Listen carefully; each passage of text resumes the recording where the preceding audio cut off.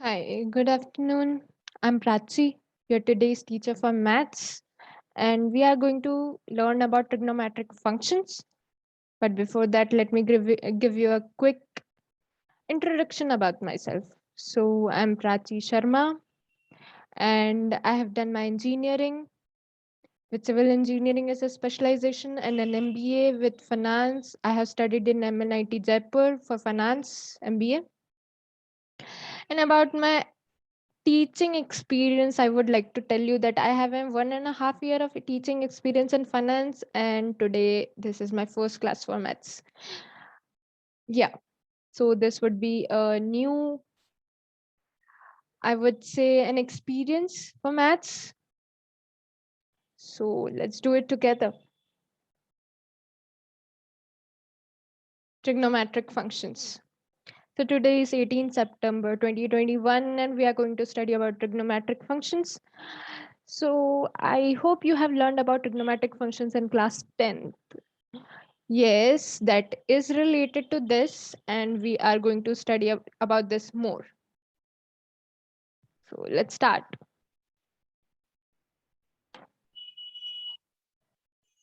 So, my audience for this presentation is 11th grade student, NCRT studying people who wants to study about trigonometry more. So, they can use this presentation. And our objective of learning for today is to learn about trigonometry, more about trigonometry, because we have studied about trigonometry in class 10, but we have to study more about it to know about its practical implications. Where do we use it in practical life? Because there is a meme, right? It says one day more living without use of sine theta and cos theta. No, you're not living without that in any ways. You're not using it directly. Other people are using it for some other things, and then you are using that things. So yes, directly or indirectly, you are using trigonometry. So there is nothing like no use of trigonometry. It is just a concept. No, it is not. It has practical implications, and we will study about practical implications. But before that, I would like to tell you what materials we are going to use, and you have to use for study. That is NCRT class 11th book. That is the basic and major use, because you have no idea. NCRT is called as Ramban Ilaj. Mm-hmm. Sare questions, everything, it is there. And RD Sharma also. Of course, if you want to study more or you want to practice more, you need RD Sharma. I would suggest these two books only. If you will complete these two books, then you are good to go. You are a maths genius then, especially in the topic. So, first, let's go for a meme. I was living my life with fun, and school threw something on me, that is trigonometry, and my life crushed. No, it doesn't happen. Trigonometry can be fun. And actually, it is fun. Yes, we are going to use it. We are going to know about the practical implications so that you can relate that and it won't be that tough. And with me, it would be easy. I will help you with that. We have doubt sessions as well, so we can use it to learn more about it. So let's move forward. This cute picture of me, right? It is a very cute picture of me having fun, and then I got crushed with trigonometry. No, this never happened. Actually, in school days also, I loved trigonometry. So I will try to make it more fun for you. Now, first of all, let's brushen up what is trigonometry. Mhm. The trigonometric word is derived from two Greek words, trigon and metron, meaning measuring the slides of an angle. Yes, measuring the slides of the angle. Angles are measured. Why they are measured? Because we want to make something related to that angle. Maybe lighthouse example, in 10th. Yes, there is a lighthouse, there is a ship. This angle of depression we have. So how much is the height of the Lighthouse, what is the distance between the ship and the lighthouse? Yes, this kind of question you have done, I think, in the class 10th. We will move furthermore here in 11th. But before that, let me tell you what are the practical implications. Yes, we should know about the practical implication. Yes, the slides of an angle. So, practical implications. Use in seismology. Learn more about seismology. Google it, just Google it. You will come to know why it is used. Electric circuit design. You will learn about electric circuit design. Some in 12th class, might be in 11th also, but I think majorly in 12th. But for that, you need trigonometry, because firstly you need to learn about how to design it, then only you can make it. And for designing, that needs trigonometry. Okay, and to measure the heights of the tides in the ocean. Now, why we measure the heights of tides in ocean? We do it because you know about tribunal electricity that runs from the turbine through the ocean. When tides come into the turbine, it fills the turbine. Turbine moves like this and generates electricity. This is the major concept. So indirectly, it is used for electricity generation as well. If you know that height of the tide will increase, turbine will fill, and the turbine will fill, electricity will get generated. So I think this will give you more practical implications. I know everybody is not going to make turbines. I know that, but some might, and you could be some might. So yes, you have to study this. Now let's move forward. Sorry for the background noise you had, because things are not working fine here. So for studying about trigonometry, we need to first focus on measurement of angle, because angle theta, sine theta, the theta angle. And for that measurement, we need system of measuring angles. There are three systems of measuring angles. Centesimal system, which is also known as grade system, sexagesimal system, which is degree system, and circular system, which is radian system. We would more focus on degree and radian system, but grade system can also come in the IIT JEE exam. So I will give a brief glimpse of this so that you can learn about it. Okay, let's move forward. Centesimal system. So it is also known as grade system. How does it work?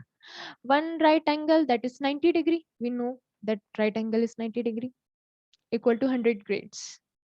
Now we can write it as 90 degrees equal to 100 grade. The grade G, the power on 100, we can denote like that. And 1 grade is equal to 100 minutes.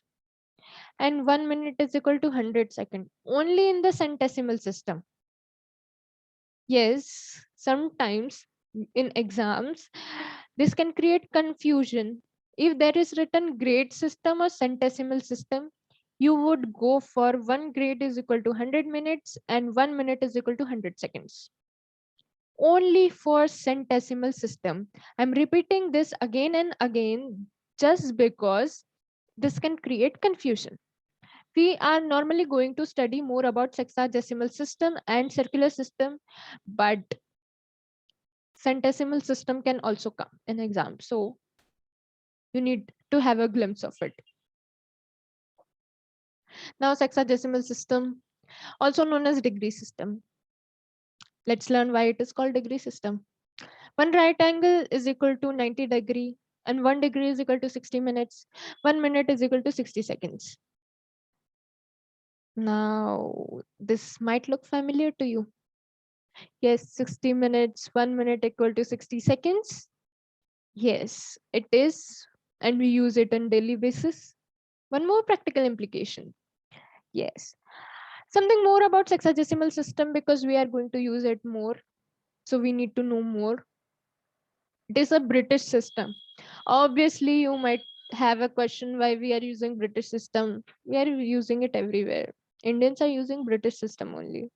I'm sorry to be more political, but yes, Indians use British system only for studying. So if the central angle means this is a circle, this is an angle, this is making an angle. Yes, center angle 360-degree is divided into 360 parts, equal parts. Then each part is 1 degree. If we divide this central angle into 360 parts, then it would go for equal parts, then it would go for one part is 1 degree. Yes. Now circular system. Be very careful while studying this because it is very important and we use it very much in exams as well. So for exam point of view, yes, it is important. Here you can see there is an L over here. Yes, you can see over here. This is an arc, length of the arc. Now this is the radius of the circle or the radius of the arc. We can say alpha is the angle which is embedded with this arc. Okay, so you can write theta also in place of alpha. I just denoted this as alpha. Okay, so a radian is an angle subtended to the center of the circle whose arc length is equal to its radius. Means 1 radian is when we measure length of the arc is equal to radius of the arc. Okay, radius of the circle or radius of the arc, that one and the same thing. So whenever length of the arc is equal to radius of the arc, then alpha, which is the angle embedded by the arc, would be 1 radian. This is a clear-cut definition and we are going to use it further.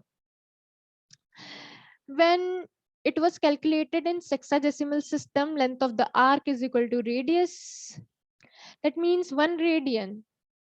Now we converted the circular system into the sexagesimal system. Therefore, 1 radian is equal to 57.4 degree.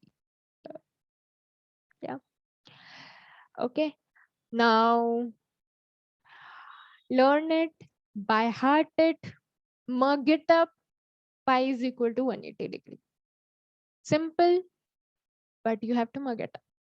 Pi is equal to 180 degree. 2 pi is equal to 360 degree. And now you can convert anything. Any value of degrees can be converted by these two things. Keep in mind.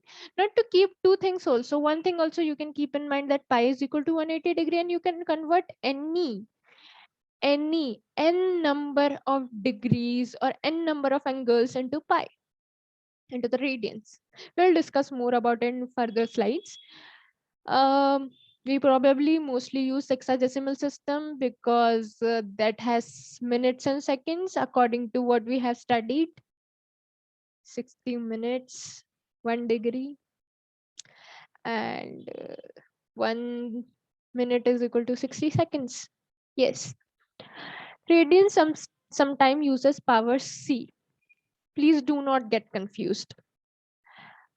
अगर कहीं पे आपको power सी दिखता है तो वो radian के लिए यूज किया हुआ टर्म है, आप उसको कंफ्यूज ना हो. प्रैक्टिस क्वेश्चन करते हैं. Let's go for a practice question.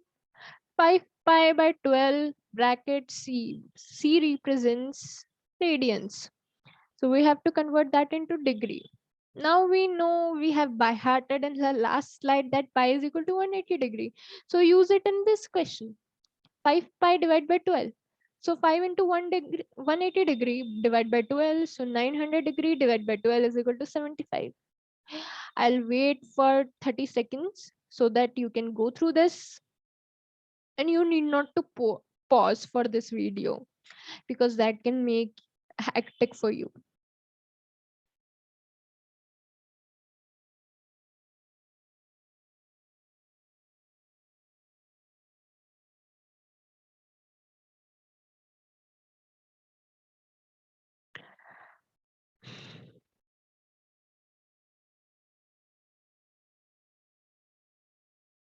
So the relation between degree and radians. I hope that last question works for you. Let's move forward. So again, we are here. Pi radian equal to 180 degree. Why I'm using this again and again? Because you are going to use it and again and again. And if you don't by heart it or mug it up, I know maths is not about mugging up, but we don't have a choice here. It is proven and we have to use this only. Okay. So pi radian is equal to 180 degree. There's table over here which is given the specification of degree and radian. 30 degree, 45 degree, 60 degree, 90 degree, 180 degree, 270 degree, and 360 degree. Yes, we are going to convert that into radian form. No, so for what? How can we do that? In next slide, we are going to know the formula for that. So this is the formula. Radian measure. If we want to convert something into radian and we have that in degree, so we just do what? We multiply that degree with pi by 180 degree so that we can get a radian measure. For a degree measure, we can do what? Is 180 degree by pi into radian measure. Please go through this once so that we can do a next question.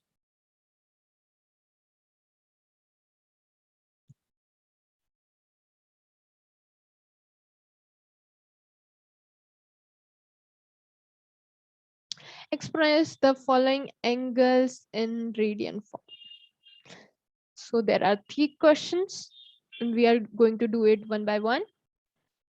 So 120 degree is equal to 120 degree into pi divided by 180 degree. We are going to convert that into radians. Therefore, we multiplied by pi by 180. So it is 2 by pi by 3. And minus 600 degree is equal to minus 600 degree into pi by 180 so that it can convert into radians. So it is minus 10 pi by 3 radians. Do not forget to write radians. I haven't written it, but you have to write in units while writing the answer for the question. It is very important. It is very basic. Minus 144 degree is equal to minus 144 degree into pi by 180 degree. Now minus 4 pi by 5. Yes. I'm giving 3 seconds to you. Read out. Yes, 3 seconds only. I'm sorry. Okay, let's move. Now we would do NCRT example, 1 or 2 example of NCRT so that you can understand what is going on here. NCRT example number 1. You can find it in NCRT as well. I am just, this steps might be more elaborative than NCRT because NCRT has directly converted that, but we are not going to do that. We will do it by step so that you can understand what is going on. Convert 40 degree 20 minutes into radian measure. We know that 180 degrees is equal to pi radian. Yes, we know that. We have studied for 2 times and 2 slides. So yes, we remember. Yes, I'm doing this because I want you to study about this. Now converting 40 degree 20 minutes into hours or degrees. So we are going to convert 1 degree is equal to, yes, 1 degree is equal to 60 minutes. So we are going to convert 20 minutes into degrees. That would be 41 by 3 degrees. And since it is a mixed fraction, we are going to convert that into a normal fraction form by multiplying 3 into 40 plus 1. That would be 121 by 3 degree into pi by 180 degree radians. And so 121 multiplied by pi divided by 540 radians. Yes. Now NCRT example. So this is an example 4 because 2 and 3 you can do it. They are more easy, and if you feel any doubt in that, do let me know in doubt session. I'm always happy to help. We are going to do it together. If I find something wrong, or you find something wrong in me. We are going to do it together. Let's do example 4. The minute hand of a watch is 1.5 centimeter long. How far does it move in 40 minutes? And we have to use pi is equal to 3.14. Yes, the calculations might be tough, but we have to do it. So 40 minutes into degrees. 1 degree equal to 60 minutes. So 40 minutes is equal to 40 by 60 degrees, or 2 by 3 hours. We can say that. Now we are going to convert that into radians. So degree measure is converted into radians, is multiplied by pi by 180 degree. Here we did it, but there is a problem. Yes, there is a problem. Since the clock moves 360 degree round, we have to multiply it by 2 pi, and that's why we got 4 pi by 3. Okay. Since the clock moves 360 degree, it makes whole circle. Whole circle is of 360 degree. We know 360 degree is equal to 2 pi. So therefore we have multiplied it with 2 pi, and 4 pi by 3 would be our theta. Now, do you remember the circular system diagram? Length of arc.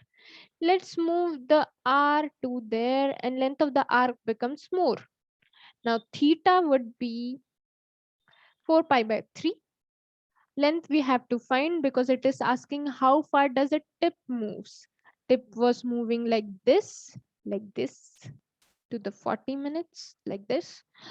So we need to know that tip moves from here to here, means the length of the arc. Radius, we know that the minute hand is of 1.5 centimeter. So we use these things into this question and get the answer. Like L is equal to theta into R. We have studied in circular system slide. Yes. So L is equal to 4 pi by 3 multiplied by 1.5 centimeter. Yes. L is equal to 4 multiplied 3.14. We have to use pi is equal to 3.14 as given into the question. Divide by 3 multiplied by 1.5 centimeter. We get 6.28 centimeter. You can go through once. I'll wait for 20 seconds so that you can go through it. We'll study about regular polygon. Next slide. But I promised 20 seconds, so I will wait for 20 seconds.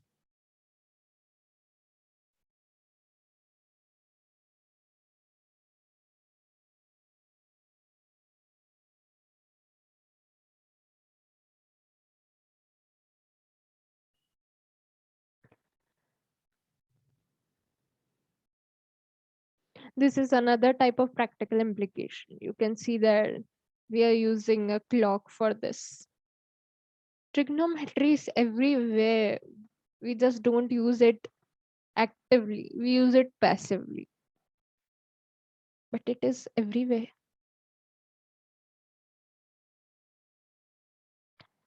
Now regular polygon. Yes, I know it is not related to your syllabus more, but sometimes you should know about it. Might be in further stages. You can use it in NCERT as well.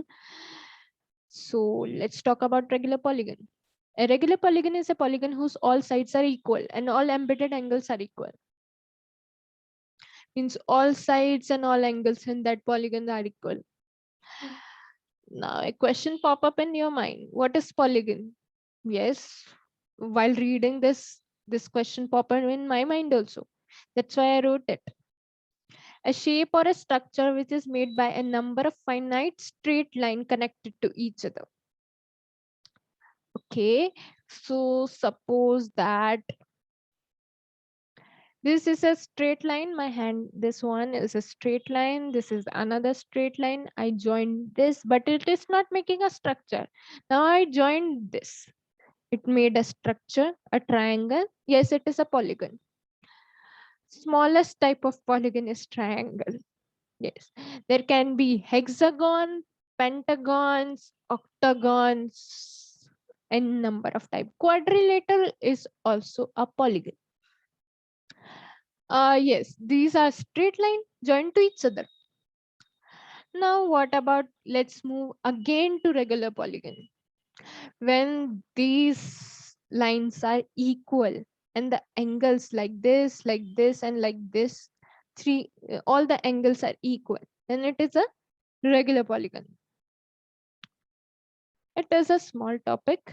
I know it might be a little more, you might get more little curious about it when we will move further.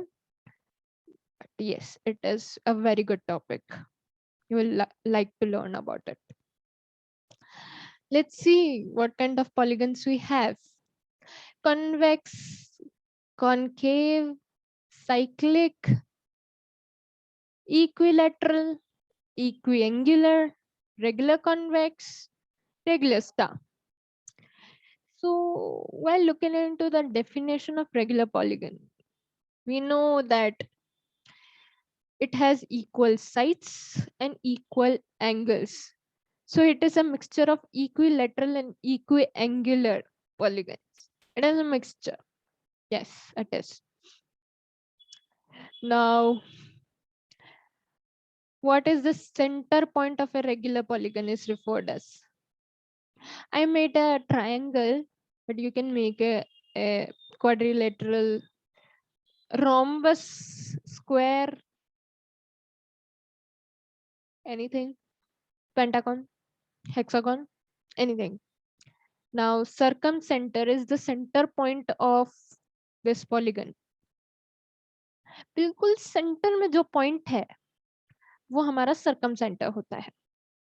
Okay, so circumcenter is the center point of any polygon. This is called so because this is at equal distance from all the vertices. Vertices मतलब वो connected dots, the connections.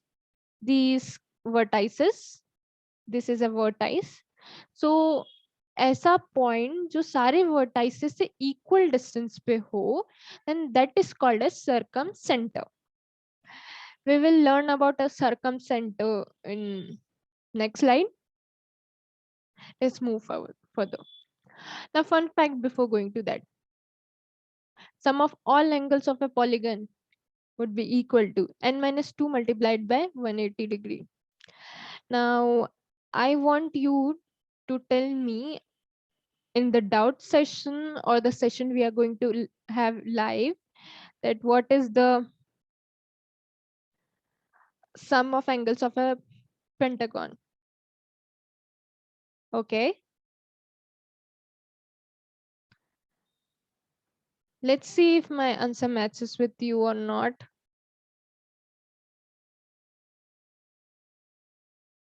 Okay. So n is the number of sides. Now brush up the knowledge. What is the value of one angle in a regular polygon? What is the sum of the angles of a polygon? N minus 2 multiplied by 180, right? Now we know that the number of angles would be equal to the number of sides in a regular polygon. So n minus 2 multiplied by 180 divided by n would be value of one angle in a regular polygon. Only in regular polygon. Regular polygon because they have equal number of angles, and equal number of sides with equal length. That's why this formula only works for a regular polygon, nothing else, no other polygon. Okay, this is just to study about. This is not a major topic, but I would like to explain it to you because might be sometimes in exams you might be preparing for JE as well, so you should know about it. This will make your studies a little bit easy. Anything I do would be less for you, but let's do this. The center angle of a regular polygon is the point which are equidistant from all the vertices. Yes, circumcenter, you remember. Basically, this is the center of the circumcircle of a regular polygon. Okay. Now, what happens is that this angle, the angle AOC given over here, is equal to pi by n. just remember it because we can use it somewhere, and it is of use for people like you and me. So yes, especially in IIT syllabus. Now homework. I would give you more homework, but these are little bit tougher examples. So I would like you to try. Let me read out these two questions for you. First one, find the distance of the center of a regular hexagon from its side if the side length of the regular hexagon is 4 units. Now hint is also given over here. Normally the question doesn't belong a hint, but that would be an atyachar on you people that I'm not sharing a hint. So let me share a hint. Distance is always perpendicular. Yes, the perpendicular length you need to find. And find the radius of a circle in which the central angle of 60-degree intercepts an arc circle of length 37.4 centimeter. You have to use pi is equal to 22 by 7. That will make your calculations easy. Hint, find the radius by converting degree into radians. Convert the degree into radians, you will get your answer. So for today's class, we are good to go.